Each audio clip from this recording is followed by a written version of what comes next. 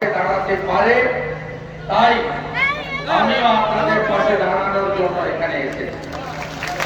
এবং আমি এখানে থাকাকালীন আমি বক্তব্য রাখার, তাই আমার যে বন্ধুরা আপনারা একটু আগেই সঞ্চালকদের বলছিলেন যে বিরোধী দলনেতার কথা শুনতে চাই, তারা আমাকে সুযোগ দিয়েছেন বা দেবেন, কিন্তু আমি প্রথমেই ক্লিয়ার করি যে আমি এখানে পূর্ব শর্তে আসিনি যে আমি বক্তব্য রাখবো, আপনাদের ভাষণ বাণী দেব, এসবের জন্য কিন্তু আমি আসিনি। রাজ্যের বিরোধী দলনেতা মানে কি? বিরোধী দলনেতা ভাবে একটা রাজনৈতিক পোস্ট, সেটা কতক্ষণ, যাকে ততক্ষণ না তাকে তার দল নমিনেট করে।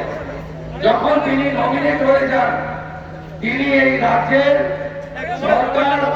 সরকারি দলের দ্বারা পীড়িত যে দলেরই লোক হন, যে বর্ণ ধর্ম সম্প্রদায় যারই হন, তার পাশে দাঁড়ানো, তার হয়ে সোচ্চার কণ্ঠে তার সাথে দাঁড়ানো বিধানসভার ভিতরে এবং বাইরে, এরই নাম হলো বিরোধী দলনেতা।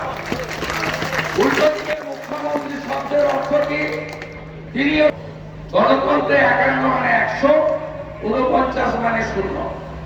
কিন্তু মুখ্যমন্ত্রী যখন রাজ্যপালকে সামনে রেখে শপথ নেন সংবিধানকে হাতে নিয়ে, তখন কিন্তু মুখ্যমন্ত্রী কোন একটা নির্দিষ্ট রাজনৈতিক দলের মতের পথে তিনি মুখ্যমন্ত্রী নন।